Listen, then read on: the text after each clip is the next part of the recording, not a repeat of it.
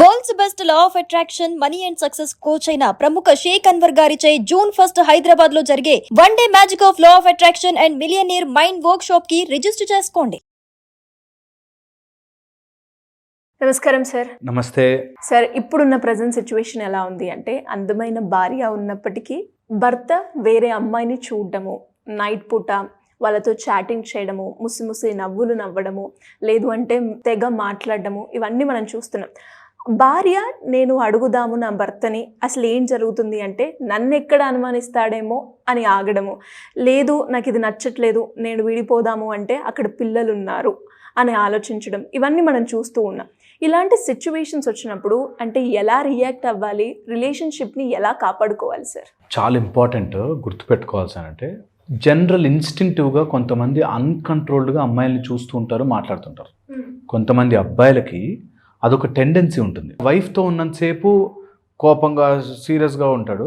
అదే ఇంకా ఎవరైనా అమ్మాయి, పక్కింటి అమ్మాయి అనో లేకపోతే ఎదురింటి వాళ్ళు ఎవరైనా వచ్చారు, అమ్మాయి వాళ్ళ ఫ్రెండ్స్ ఎవరైనా వచ్చారు, వాళ్ళతో చాలా జోవియల్గా చాలా ఫ్రెండ్లీగా మాట్లాడేస్తూ ఉండడానికి ట్రై చేస్తుంటారు. సో ఇలా గనక ఉంటే రాత్రి తెలియకుండా మెసేజ్లు చేయడము, చాటింగ్లు చేయడము చేస్తుంటే కొన్ని ఇంపార్టెంట్ పాయింట్స్ మనం గుర్తుపెట్టుకోవాలి. ఓకే, ఫస్ట్ వచ్చేసి if it is a tendency, కొంతమంది అట్లా జోవియల్గా ఉంటారు అండ్ దట్స్ ఓకే, వాళ్ళందరితో అలాగే ఉంటారు, ఈజ్ ఓకే. నెంబర్ 1 ఇక్కడి నుంచి బాగా అర్థం చేసుకోవడం. సెకండ్, ఓవర్గా ఇన్వాల్వ్ అయిపోయి సజెషన్లు ఇచ్చేసి, హెల్ప్లు చేసేసి, డబ్బులు ఇచ్చేసి అవతల అమ్మాయిని ఇంప్రెస్ చేయాలి అని ట్రై చేస్తుంటే చాలా జాగ్రత్తగా ఉండాలి. నెంబర్ 1.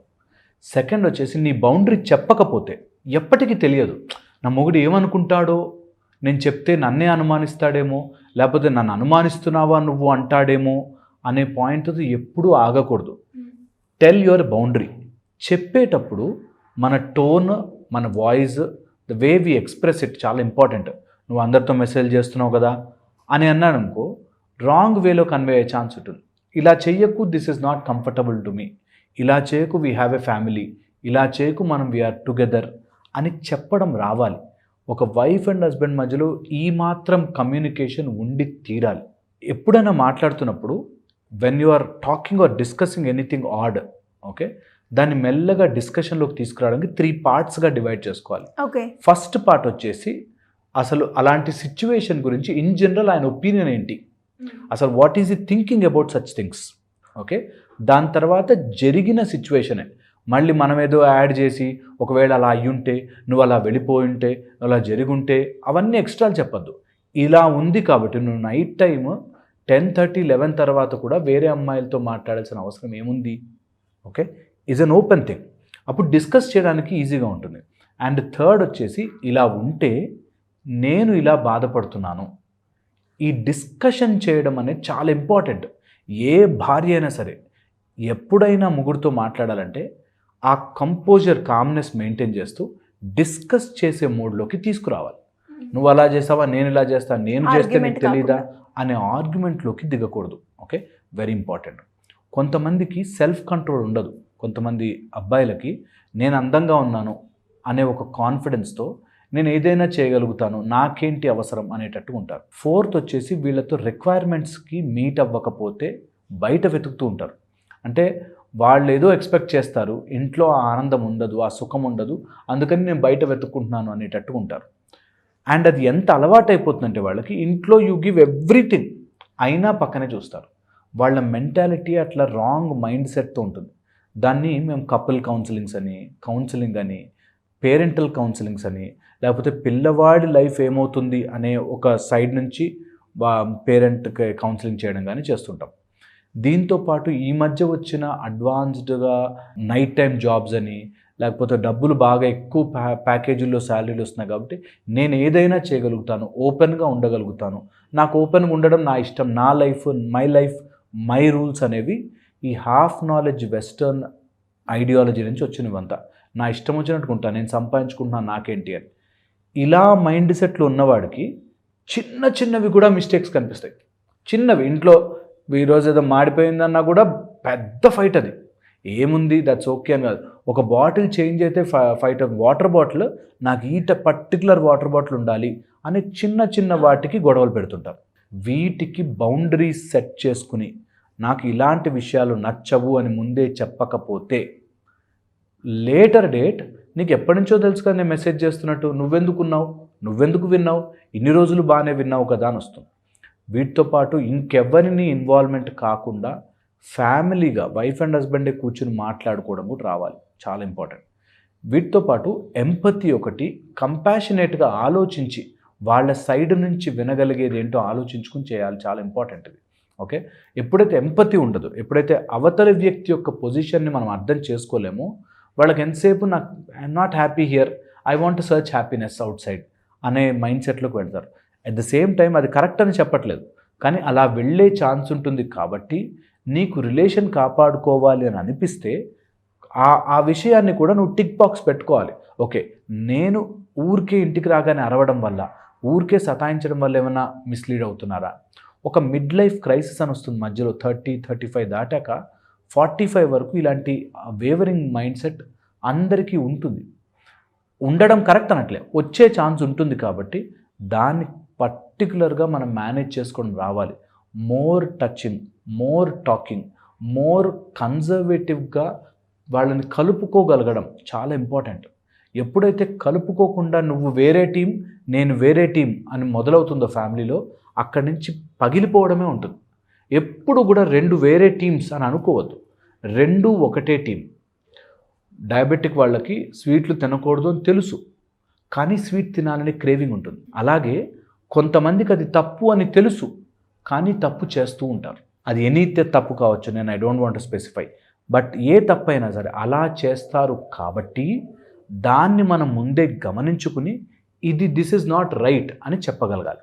ఓకే, ఇంకొక ఇంపార్టెంట్ పాయింట్ ఇందులో, ఒకవేళ ఇట్లాంటివి ఏదైనా సీన్ జరుగుతున్నప్పుడైతే 4th పార్టీని ఇది వెళ్ళి అమ్మకి చెప్పడం, నాన్నకి చెప్పడము, ప్రూఫ్లు కలెక్ట్ చేయడము, ఇట్లాంటి పిచ్చి పనులు చేయడం వల్ల అది ఎక్కువ ఫ్లేర్ అప్ అవుతుంది. దాన్ని స్లోగా డైవర్ట్ చేసి తీసుకెళ్ళాలి.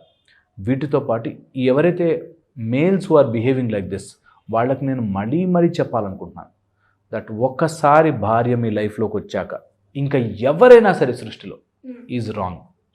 వాళ్ళని నువ్వు ఎప్పుడూ ఎంటర్టైన్మెంట్తో చూడకూడదు. ఎంటర్టైన్మెంట్ మైండ్ సెట్తోనో ఎంజాయ్ చేయాలనో రాంగ్ చూపుతోనో చూడకూడదు. ధర్మ పత్ని అని ఒకటి అయిపోయిన తర్వాత, ధర్మముగా నువ్వు భార్య చేసేసుకున్నాక ఇంకా no other women in this world will take that position. అది కలికాలంలో true true true true to the every word. ఇంకొక ఆపోజిట్ జెండర్ నీకు 4 మీటర్ల డిస్టెన్స్లో ఉండాలి. 1 హ్యాండ్ డిస్టెన్స్ అని చిన్నప్పుడు మనకు లైన్లో నుంచోబెడితే చెప్పాక అలా ఉండాలి. ఎందుకంటే you should never entertainment such things. అలాంటప్పుడే ప్రేమలు పుట్టుకొచ్చి అన్నెసరీ బాండేజెస్ క్రియేట్ అయ్యి దానివల్ల కాంప్లికేషన్స్ అవుతాయి. ఎంత మంచి అయినా కానీ, నువ్వు ఎంత హార్ట్ఫుల్ మనిషివైనా కానీ, లిమిట్ ఈజ్ లిమిట్. ఇది చాలా ఇంపార్టెంట్. అమ్మాయి అయినా కానీ అబ్బాయి అయినా కానీ నీకు ఒకసారి మ్యారేజ్ అయిపోయాక ఇంకా ఎవరిని ఎంటర్టైన్మెంట్ చేయకూడదు. ఓకే, వాళ్ళ కోసం మన రాత్రంతా ఉండి మెసేజ్లు చేసి ఏదైనా కానీ, భార్య శూర్పణఖే కానీ భర్త రావణాసురుడైనా కానీ భర్తే భార్య, ఫినిష్ ఆ గేమ్. అప్పుడే యు ఆర్ 1 టీమ్. ఏదున్నా సరే నా భార్యరా, ఏదున్నా సరే నా భర్తరా, వీఆర్ 1 టీమ్. ఎప్పుడైతే స్ప్లిట్ అయ్యి 3rd పర్సన్ ఎంటర్ అవుతాడో డిజాస్టర్. అండ్ అలా ఉన్నవాడు ఏ రోజు హాయిగా ఉన్నాను అని అనుకోలేడు. ఏదో ఒక రోజు అదంతా బర్డెన్ అయ్యి ప్రాబ్లం అయ్యి మీ లైఫ్ని తినేస్తుంది. చాలా చాలా ఇంపార్టెంట్, గుర్తుపెట్టుకోవాలి. ఇక లాస్ట్ అండ్ ఫైనల్ పాయింట్ చెప్తాను. ఎవరైనా సరే నమ్మిన వ్యక్తిని మోసం చేసిన వాడు ఆర్ నమ్మిన వ్యక్తి కాకుండా ఇంకెవరితోనో రిలేషన్షిప్ పెట్టుకోవాలని ట్రై చేస్తున్నవాడు నిజంగా పాపాత్ముడు. తప్పు ఆలోచనే అది. ఎంత గొప్ప గుణమున్నా సరే నీకది తప్పు ఆలోచనే. That is wrong wrong wrong for every point. So ఎప్పుడు కూడా అలాంటి పాపపు పని చేయకూడదు. దట్ ఈజ్ రాంగ్ బికాస్ నీకు ఆల్రెడీ ఒక నమ్మకస్తురాలైన ఒక ప్యూర్ బంధం ఒకటి ఉంది. కాబట్టి దానివల్ల పిల్లలు లైఫ్, వాళ్ళ కెరియర్, వీళ్ళ కెరియర్, ఎమోషనల్స్గా చాలా అటాచ్మెంట్స్, కార్మిక దోషములు ఎన్ని రకాలు ఉంటాయో. ఒకవేళ ఉంటే కొన్నిసార్లు మైండ్ సరిగ్గా పనిచేయదు, కొన్నిసార్లు మన ఆస్ట్రాలజికల్ ప్రభావం వల్ల పనిచేయదు, కొన్నిసార్లు ఒక భయంకరమైన ఇంట్లో ఉంటారు, ఆ ఇంటి ప్రభావం వల్ల జరుగుతుంది, వాస్తు ప్రాబ్లమ్స్ అంటారు, అలాంటి వల్ల కానీ, లేదా ఒక ఏజ్ వచ్చాక 35 to 45 మధ్యలో ఒక టైప్ ఆఫ్ వేవరింగ్ వస్తుంది. అలా గనక ఉంటే కంట్రోల్ యువర్ సెల్ఫ్. మీ స్ట్రెంగ్త్ని, మీ బాడీ హెల్త్కి, మీ రిలేషన్షిప్ని స్ట్రాంగ్ చేసుకోవడానికి చేసుకోండి. చాలా చాలా ఇంపార్టెంట్. ఇది ఎంత చెప్పినా తక్కువే. ఎందుకంటే ఇట్లా బలి అయిపోతున్న వాళ్ళు ఎంతమంది మా దగ్గరికి వస్తారు, నాది తప్పండి తెలుసు కానీ చేశామంటారు. సో చేయకండి, అందులోకి ఎంటర్ కాకండి. ఆ స్టెప్ వేసిన తర్వాత బాధపడకండి. ఓకే, అది ఫస్ట్లో స్వీట్గా ఉంటుంది, తర్వాత పాయిజన్ అయిపోతుంది. ఎప్పుడైనా అంతే, తప్పుడు పని ఫస్ట్ స్వీట్గా ఎంత అద్భుతంగా ఉందనిపిస్తుంది, తర్వాత విషముగా మారుతుంది. మనకు ఆ లిమిట్ తెలియదు. అందుకోసమే చెప్తున్నాను, never ever entertainment such things. Thank you sir, thank you so much. Suman టీవీలో మీ పర్సనల్ అండ్ బిజినెస్ ప్రమోషన్స్ కోసం కింది నెంబర్కి కాంటాక్ట్ చేయండి.